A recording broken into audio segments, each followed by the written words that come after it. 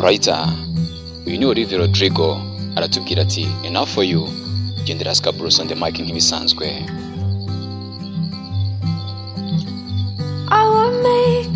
Nishyizeho makeup nyinshi ubwo twakundanaga kuko natekereza ko bizatuma nkunda cyane. Wenda nagaragara nk'udukobwa turangije segonderi, ndabizi wakunzeho mbere, ariko nagerageje buri kimwe cyose kugira ngo unkunde. Ariko wowe habe no kuvuga n'ijambo na rimwe ngo nshimire.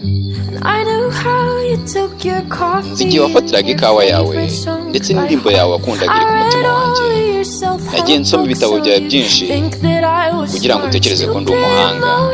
Mbega ukuntu ndakagoryi, nari nagusariye. Nari mbizi kuva bigitangira ko ari ukuntu bizarangira ukansiga ukagenda ugahura n'undi mwiza, maze mu isegonda rimwe ukabura agiye ukansiga ndira, maze nsigara nibaza ikibi nakoze. Buri gihe wavugaga ko ntanyurwa, ariko sintekereza ko kuko ari ukuri, kubera ko ibyo nashakaga byari ukunyurwa nawe. Icyo nashatse kwari ukunyurwa ndi kumwe nawe. Yo, ahari wenda nshobora kuba ntashamaje nk'abakobwa mwahuye mbere, ariko mana yanjye kibura habe no kwita ku muntu wagukunze kurusha abandi bose. Ntabwo navuga ko wambabarije umutima kuko wakoze ibirenze ibyo. Ubu sinkeneye ko ngirira impuhwe, ndashaka kwisubira uko nari meze mbere yuko ubura n'undi muntu maze ukabura ansize.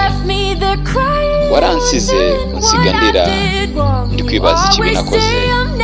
Buri gihe wavugaga yuko ntanyurwa, ariko ntekereza kuko atari ukuri, kuko icyo nashakaga mu buzima kwari ukunyurwa ndi kumwe nawe.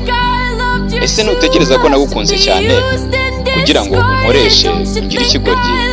Ese ntutekereza ko nagukunze cyane kugira ngo wumve ko ntacyo nkuye na kimwe?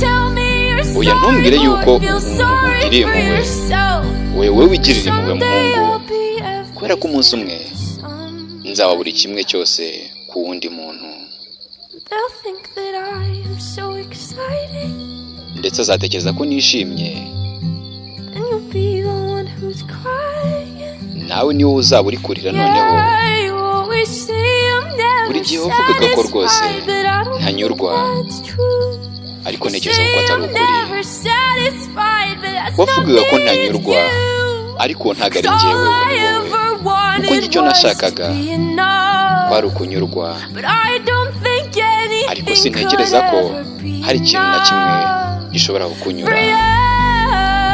Nta kintu na kimwe cyakunyura wowe, nta na kimwe cyakunyura.